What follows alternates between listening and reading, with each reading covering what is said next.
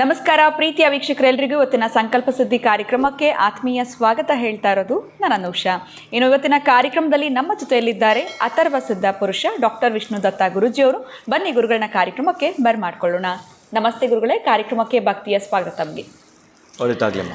ಪ್ರತಿನಿತ್ಯ ನಮಗೆ ಸಾಕಷ್ಟು ವಿಚಾರಗಳ ಬಗ್ಗೆ ಮಾಹಿತಿನ ನೀಡ್ತಾ ಬಂದಿದ್ದೀರಾ, ಸರಳವಾಗಿರುವಂಥ ಪರಿಹಾರಗಳನ್ನ ತಿಳಿಸ್ತಾ ಬಂದಿದ್ದೀರಾ. ವೀಕ್ಷಕರ ಪರವಾಗಿ ಮೊದಲನೇದಾಗಿ ತಮಗೆ ಧನ್ಯವಾದಗಳನ್ನ ಹೇಳಕ್ಕೆ ಇಷ್ಟಪಡ್ತೀನಿ. ಜೊತೆನಲ್ಲಿ ಇವತ್ತಿನ ಪ್ರಶ್ನೆ ಏನು ಅಂತಂದರೆ, ಸಾಕಷ್ಟು ಸಾರಿ ಈ ಅನುಭವಗಳಾಗಿದೆ. ಮನೆಯಲ್ಲಿ ಅಣ್ಣಮ್ಮನ ಕರೆಸಿ ಪೂಜೆ ಮಾಡುವಂಥದ್ದನ್ನ ನಾವು ನೋಡಿರ್ತೀವಿ. ಅದು ಕೆಲವರು ಹರಕೆ ಮಾಡ್ಕೊಂಡಿರ್ತಾರೆ. ಆ ಹರಕೆ ನಂತರ ಅಣ್ಣಮ್ಮನ ಕರೆಸಿ ಪೂಜೆ ಮಾಡಿ ಎಲ್ಲೋ ಒಂದು ಕಡೆ ಹರಕೆ ತೀರಿಸುವಂಥದ್ದು, ಅಥವಾ ಕೆಲಸ ಆಗೋದಕ್ಕಿಂತ ಮುಂಚೆನೇ ನಾವು ಏನೋ ಅಣ್ಣಮ್ಮನ ಕರೆಸಿ ಪೂಜೆ ಮಾಡಿದ್ರೆ ನಮ್ಮ ಕೆಲಸ ಆಗತ್ತಾ? ಇದು ಯಾವ ಥರ ಈ ಒಂದು ಗೊಂದಲದಲ್ಲಿದ್ದೀವಿ, ಇದರ ಒಂದು ಕರೆಕ್ಟ್ ಆಗಿರುವಂಥ ಕ್ಲಾರಿಟಿನ ದಯವಿಟ್ಟು ವೀಕ್ಷಕರಿಗೆ ತಿಳಿಸ್ಕೊಡಿ. ಹಾಗೆ ನಮ್ಮ ಯಾವುದಾದ್ರೂ ಕೆಲಸ ಆಗಬೇಕು ಅಂತಂದರೆ ನಾವು ಇದರ ಒಂದು ಹರಕೆ ಹೊತ್ಕೊಂಡ್ರೆ ನಮ್ಮ ಕೆಲಸ ಶೀಘ್ರವಾಗಿ ಆಗತ್ತಾ? ಏನು ಹೇಳ್ತೀರಾ? ಓಂ ವಿಶ್ವಸ್ಮೈ ನಮಃ. ಪ್ರೀತಿಯ ಬಂಧುಗಳೇ, ಈ ಪ್ರಶ್ನೆ ನಿಮಗೆ ಬಂದಿದ್ದ ಯಾರಾದರೂ ಹೇಳ್ಕೊಟ್ಟಿದ್ದು? ಇಲ್ಲ ಗುರುಗಳೇ, ನನಗೆ ಅನ್ನಿಸ್ತು ಈ ಪ್ರಶ್ನೆ.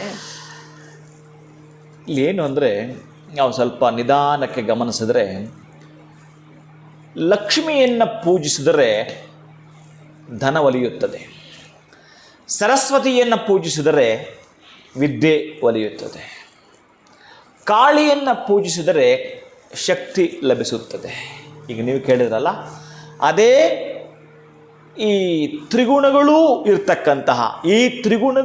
ಇರತಕ್ಕಂತಹ ದುರ್ಗಾದೇವಿಯನ್ನು ಪೂಜಿಸಿದರೆ ಮೂರೂ ಲಭ್ಯವಾಗುತ್ತೆ ಅಂತ ಹೇಳ್ತಾರೆ. ಅಂತಹ ದುರ್ಗಾ ರೂಪವೇ ಆಗಿರತಕ್ಕಂತಹ ಅಣ್ಣಮ್ಮ ದೇವಿ, ಆ ಅಣ್ಣಮ್ಮ ದೇವಿಯನ್ನು ಪೂಜಿಸೋದರಿಂದ ಒಂದು ಸಲ ನಾವು ಸ್ವಲ್ಪ ಹೆಚ್ಚು ಗಮನಿಸೋದೇ ಆದರೆ, ನಮ್ಮ ಹರಕೆ ಈಡೇರಬೇಕು ಅನ್ನೋ ಉದ್ದೇಶ ಇಟ್ಕೊಂಡು ಆ ಅಣ್ಣಮ್ಮನನ್ನು ಕರೆಸಿ ನೀವು ಪೂಜೆ ಮಾಡಿದ್ರೆ, ಬಹುಶಃ ಅಣ್ಣಮ್ಮ ಬರಹೊಳಗಡೆ ನಿಮಗೆ ಆ ಹರಕೆಯ ಫಲ ಪಡೆದಾಗೇನೆ ಒಂದು ಸೂಚನೆ ಕೊಟ್ಬಿಡ್ತಾಳೆ. ಇನ್ನು ಅಲ್ಲಿ ಯಾರು ಹೇಗೆ ಮಾಡ್ತಾರೋ ಗೊತ್ತಿಲ್ಲ.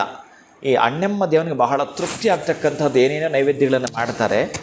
ಅವಳಿಗೆ ಸ್ವಲ್ಪ ಶಬ್ದ ಇಷ್ಟ ಆಗ್ತಕ್ಕಂಥದ್ದು, ಅದಕ್ಕೆ ಮಾಡ್ತಾರೆ ನೋಡಿ. ಏನದು ತಾಳ, ದುಡ್ಡುಕ, ತಾಳ, ರಸ್ವ, ಮದ್ದಳೆ, ಝೇಂಕಾರ, ವಾದ್ಯ ವಿವಿಧ ರೂಪದಲ್ಲಿ ಮಾಡ್ತಾರೆ.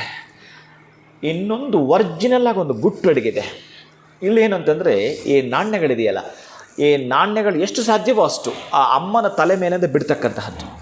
ಈ 1 ರೂಪಾಯಿ 108 ಆಗಿರಬಹುದು, ಅಥವಾ 1000 ಆಗಿರ್ಬೋದು, ಎಷ್ಟು ಸಾಧ್ಯವೋ ಅಷ್ಟು ಆ ನಾಣ್ಯಗಳಿಂದ ಅಮ್ಮನಿಗೆ ಅಭಿಷೇಕ ಮಾಡುವಂಥದ್ದು. ನೀವು ಅಮ್ಮನನ್ನು ಕರೆಸಿಕೊಂಡು ನಾಣ್ಯಗಳ ಅಭಿಷೇಕವನ್ನು ಮಾಡ್ತೀವಿ ಅಂತಂದರೆ, ನಿಮ್ಮ ಹರಕೆ ಆ ಅಮ್ಮನಿಗೆ ನಾನು ಮಾಡ್ತೀನಿ ಅಂತ ಹಿಂದಿನ ದಿವಸ ಸಂಕಲ್ಪ ಮುಟ್ಟುಕೊಂಡು ಮಾಡೋದ್ರ ಒಳಗಡೆ ಬಹುಶಃ ಅಣ್ಣಮ್ಮ ಬರೋಳಗಡೆ ನೀವು ಪ್ರಾಪ್ತಿ ಒಂದು ಬಿಟ್ಟಿರ್ತೀರಿ, ಬಹುಶಃ ಆ ಫಲನ ಪಡ್ಕೊಂಡು ಬಿಟ್ಟಿರ್ತೀರಿ. ಅಥವಾ ಎಲ್ಲೋ ಒಂದು ಕಡೆ ನಾವು ಹರಕೆಯನ್ನು ತೀರಿಸಬೇಕು ಅನ್ನೋ ಉದ್ದೇಶಕ್ಕೆ ನಿಮ್ಮದು ಕೆಲಸ ಆಗಿದೆ, ನಾಳೆದ್ದು ಮಾಡೋಣ, ನಮ್ಮ ಕೆಲಸ ಇದೆ, ಮುಂದೊಂದು ತಿಂಗಳು ಮಾಡೋಣ, ಇದು ಅಷ್ಟು ಸಮಂಜಸವಲ್ಲ. ಮುಂದೂಡಲೇಬಾರದು. ಯಾವಾಗಲೂ ಈ ಹರಕೆಗಳ ಮುಂದೂಡೋದ್ರ ಫಲವೇ ಕರ್ಮ. ಅಂದರೆ ನಾವೀಗ ಅನುಭವಿಸ್ತಾ ಇರ್ತಕ್ಕಂಥದ್ದು ಪೋಸ್ಟ್ಪೋನ್ ಮಾಡ್ಕೊಳ್ಳೋದು. ಯಾವ ಕೆಲಸವನ್ನಾಗಲಿ ನಾಳೆ ಮಾಡಿದ್ರೆ ಹಿಂದೆ ಮಾಡಬೇಕಂತೆ, ಹಿಂದೆ ಮಾಡ್ತಿರ್ಬೇಕಂತೆ. ಆವಾಗ ನಾವು ಅಷ್ಟೇ ಅದು ಮಾಡಬೇಕು ಇದು ಮಾಡಬೇಕಂತ ಅಂದ್ಕೊಂಡಿರ್ತೀವಿ, ಕಾರ್ಯರೂಪಕ್ಕೆ ತರಲ್ಲ. ಕಾರ್ಯರೂಪಕ್ಕೆ ಯಾವಾಗ ತರಲ್ಲ, ಯಾವ ಕೆಲಸವಾಗೋದಿಲ್ಲ. ಹಾಗೇ ನಿಮ್ಮ ಕೆಲಸ ಕಾರ್ಯಗಳು ಒಂದು ಕಾರ್ಯರೂಪಕ್ಕೆ ಬರಬೇಕಾದ್ರೆ ಅಣ್ಣಮ್ಮನನ್ನು ಪೂಜಿಸೋ ವಿಧಾನ, ನಾಣ್ಯದಿಂದ ಅಭಿಷೇಕ ಮಾಡಿ ನಿಮ್ಮ ಹರಕೆಗಳನ್ನು ಶೀಘ್ರವಾಗಿ ಅತ್ಯಂತ ಶೀಘ್ರವಾಗಿ ಪಡ್ಕೊಳ್ತೀರಿ. ಖಂಡಿತ ಗುರುಗಳೇ, ಎಲ್ಲೋ ಒಂದು ಕಡೆ ಇದೊಂದು ಗೊಂದಲ ಇತ್ತು, ಅದಕ್ಕೆ ನೀವು ಉತ್ತರವನ್ನ ತಿಳಿಸ್ಕೊಟ್ರಿ ಅಂತಲೇ ಹೇಳ್ಬೋದು. ಯಾಕಂದರೆ ಎಲ್ಲೋ ಒಂದು ಕಡೆ ಮದುವೆ ಆಯಿತು ಅಂತಂದರೆ ಅಣ್ಣಮ್ಮನ ಕರೆಸಿ ಪೂಜೆ ಮಾಡ್ತೀವಿ ಅಂತೆಲ್ಲ ಹರಕೆ ಹೊತ್ಕೊಂಡಿರ್ತಾರೆ. ಇದರ ಒಂದು ಉದ್ದೇಶವಾಗಿ ಇವತ್ತಿನ ಪ್ರಶ್ನೆನ ನಾನು ಕೇಳಿದೆ, ಉತ್ತರವನ್ನು ತಿಳಿಸ್ಕೊಟ್ಟಿದ್ದೀರಾ. ಬಹಳ ಧನ್ಯವಾದಗಳು ತಮಗೆ. ನಮಸ್ಕಾರ. ಹರೇ ಶ್ರೀನಿವಾಸ. ಇನ್ನು ವೀಕ್ಷಕರೇ, ಇದೇ ನಮ್ಮ ಚಾನಲ್ನ ನೀವು ಫಸ್ಟ್ ಟೈಮ್ ನೋಡ್ತಾ ಇರೋದು ಅಂತಂದರೆ ಈಗಲೇ ಚಾನಲ್ನ ಸಬ್ಸ್ಕ್ರೈಬ್ ಮಾಡಿ, ನಮ್ಮ ವೀಡಿಯೋಸ್ನ ಲೈಕ್ ಮಾಡಿ ಅಂತ ಹೇಳ್ತಾ ಇವತ್ತಿನ ಕಾರ್ಯಕ್ರಮವನ್ನು ಮುಗಿಸುವಂತಹ ಸಮಯ ಆಗಿದೆ. ನಮಸ್ಕಾರ.